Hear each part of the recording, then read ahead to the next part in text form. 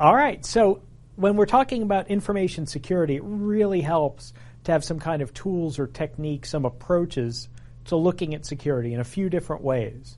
And generically, these are grouped together as things we call security modeling tools. And there's a few different ones that I want to teach.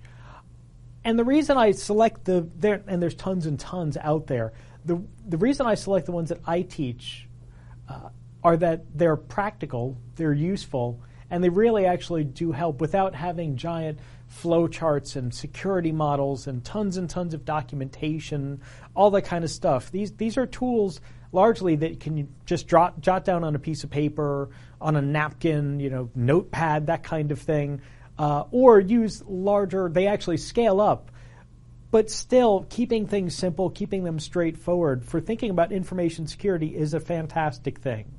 So I've got a few different ones that I want to explain, but first of all, I want to explain why we use security models in the first place, or security modeling tools in the first place, which really is about just different ways to think about both risks and controls or protection. So different ways to protect assets or different ways to think about how attacks might occur, how vulnerabilities might happen. Those kind of things, there's different tools, different techniques that you're going to learn that will actually show you how to think about attackers, think about attacks, think about how to control them, and then think about potentially what benefits and drawbacks controls give you.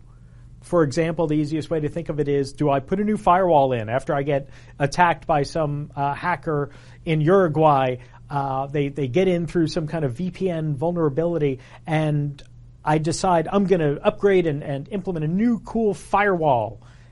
Okay, great, but is that really going to do anything for my security?